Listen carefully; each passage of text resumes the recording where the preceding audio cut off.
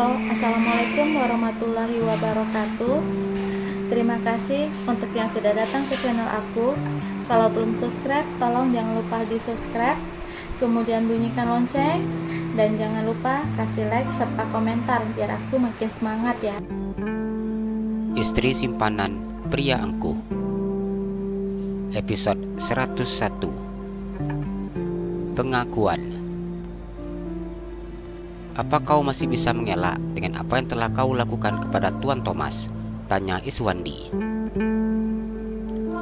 Edwin diam tanpa menjawab. Edwin kemudian mengangkat wajahnya dan tertawa lepas memandang wajah Iswandi. Apa kau tahu bahwa bukan hanya Thomas yang sudah aku habisi, tapi juga sekretarisnya yang tua itu. Pria tua itu sangat suka membuat rencanaku gagal. Seharusnya aku sudah bisa menyelesaikan masalah ini sejak lama. Namun Sirian selalu menggagalkan rencana yang sudah aku buat. Dia memberi usul untuk mengamankan Arga dan Andrea ke Rusia. Edwin tertawa lepas. Apa yang dilakukannya sungguh memang ingin memancing emosi pria yang memiliki sifat tenang tersebut. Melihat watak dan kepribadian Iswandi begitu sangat mengingat Edwin terhadap Rian. Sikap dan perilaku Iswandi serupa dengan papanya. Tenang, santai, namun begitu sangat cerdas. Aku menghabisi Thomas dengan memerintahkan orang untuk menyerang ke rumahnya. Seperti apa kondisi rumah Thomas, bagaimana formasi pengawalan di rumah Thomas, semuanya sudah aku ketahui, sehingga tidak sulit bagiku untuk mengirim orang ke rumahnya. Dengan latar belakang, Thomas orang yang kaya, banyak harta. Pada waktu itu, sasaran utama aku adalah Thomas bersama dengan anak-anaknya. Namun, aku menekankan kepada orang suruhanku agar Luna tidak diapa-apakan sedikit pun. Namun ternyata Thomas berhasil menyelamatkan istri beserta anak-anaknya. Edwin tersenyum. Sejak tadi Iswandi hanya berdiri di depan Edwin.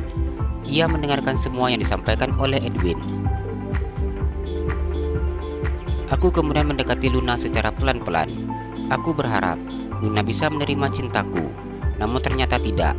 Luna tidak bisa menerima cintaku. Aku ingin menghabisi keluarga Luna satu persatu, karena aku tidak ingin ada sisa-sisa Thomas dalam kehidupannya. Edwin kembali tertawa saat menceritakan apa yang selama ini direncanakannya. Tertawa yang penuh dengan kepedihan. Bertahun-tahun ia mencintai dan bahkan menghabisi sahabatnya sendiri. Semua itu dilakukannya hanya untuk mendapatkan wanita yang dicintainya. Namun hingga saat ini wanita itu tidak pernah memberikan kesempatan untuknya. Apa kau tahu, aku ingin menguasai seluruh harta Raditya, karena aku ingin putra kesayanganku yang memilikinya, bukan anak dari si Thomas, ucapnya dengan tersenyum. Rian, aku yang telah menghabisinya.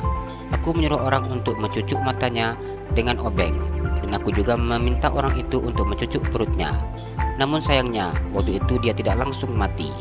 Bila dia langsung mati, maka aku tidak akan sibuk mengurusi permasalahan ini. Aku akan sangat mudahnya menguasai Luna. Aku akan menjadi dewa penolongnya. Ia akan membimbingnya dan mengarahkan dirinya sesuai dengan yang aku mau. Namun ternyata, pria itu sudah mengarahkan Luna terlebih dahulu. Ia meminta Luna untuk memberikan perusahaan dengan Arga, dan meminta dirimu untuk menjadi asisten pribadi Arga. Dia juga berpesan kepada Luna agar tidak percaya kepada siapapun, termasuk orang dekat. Pada saat itulah posisiku semakin tergoyahkan oleh pesan terakhir pria itu. Pada waktu itu, Papa memintaku untuk menggantikannya. Aku yakin kau tidak pernah tahu tentang aku. Kau menganggap aku orang yang begitu sangat pendiam dan tidak pandai apa-apa. Namun kau salah, Edwin. Aku selalu memantaumu. Iswandi berkata dengan tenang meskipun hatinya begitu sangat sakit ketika mendengar penjelasan pria tersebut. Apalagi yang kau tunggu?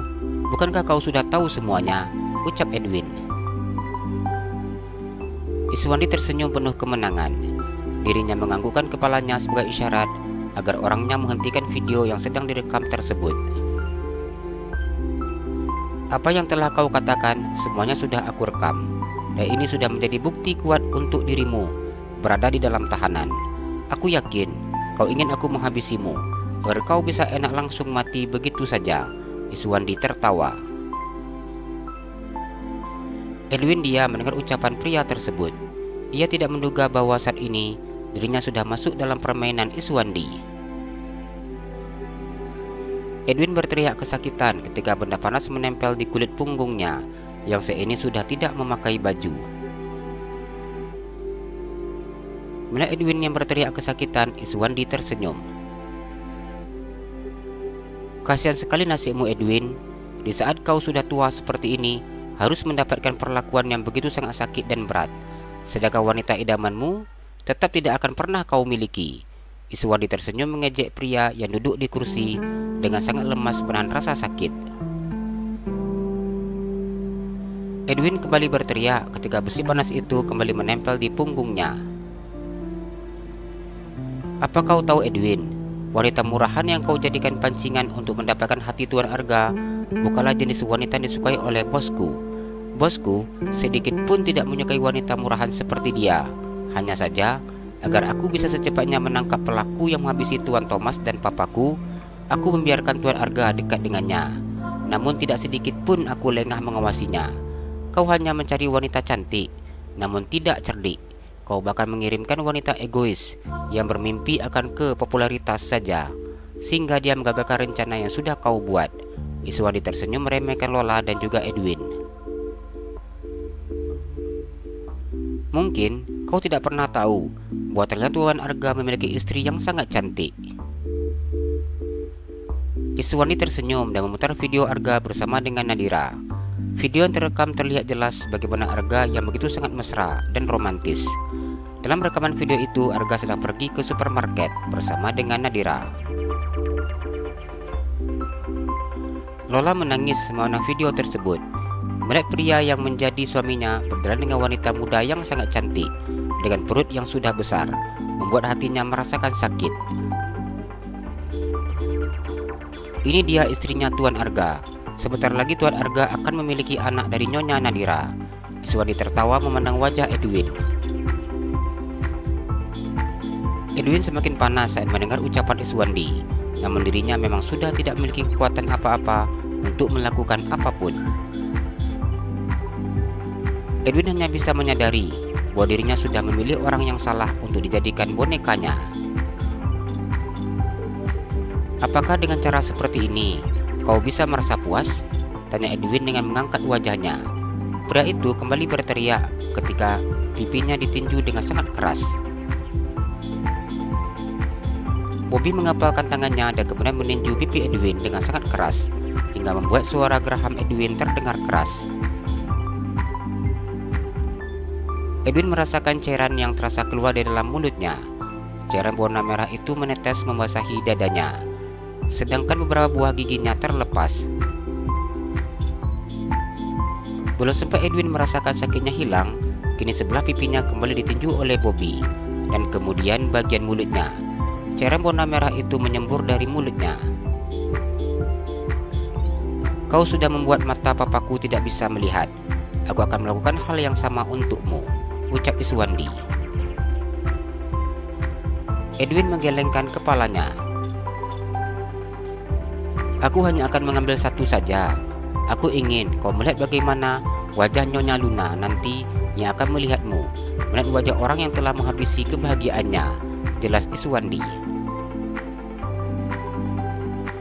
Lola hanya bisa menangis duduk di kursi yang berada di samping Edwin. "Tolong maafkan aku," ucapnya ketika Iswandi memandangnya.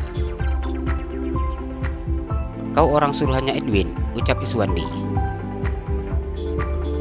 "Aku hanya membutuhkan uang," jawab Lola dengan gemetar. Lola berteriak ketika pipinya terasa panas. Bukan hanya sekali Teddy mendaratkan tangannya di pipi Lola dengan sangat keras, namun berulang-ulang kali, sehingga membuat pandangannya menjadi buram. "Apa yang telah kau lakukan terhadap Tuan Arga sungguh sangat membuatku ingin menghabisimu," ucap Iswandi. Lola sudah tidak bisa lagi membuka matanya. Kepala terasa begitu amat pusing dengan pandangan yang sudah mulai buram. Namun, ia masih bisa mendengar suara samar-samar di telinganya. Arga duduk di kursi bagian belakang. Sejak tadi dirinya berusaha untuk mengontrol emosinya. Namun mengingat apa yang telah dilakukan oleh Edwin terhadap papanya, begitu sangat tidak bisa dimaafkannya begitu saja. Bahkan pria itu dengan wajah malaikatnya menjadi orang yang sangat baik yang selalu mendampingi keluarganya.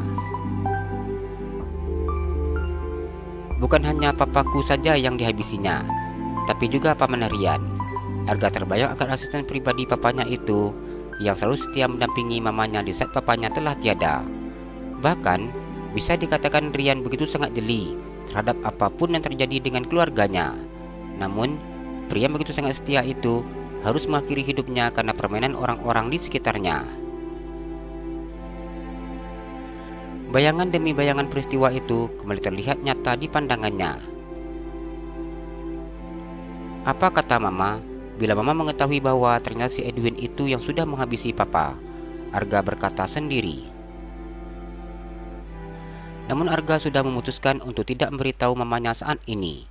Dirinya ingin menyelesaikan permasalahannya bersama dengan Edwin. "Tuan, sudah sampai," ucap supir Arga. Arga menganggukkan kepalanya dan memandang Iswandi dan Teddy yang datang menjemputnya.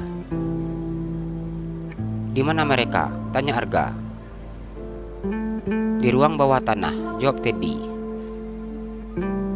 Arga berjalan bersama dengan 3 orang kepercayaannya menuju ke ruang bawah tanah.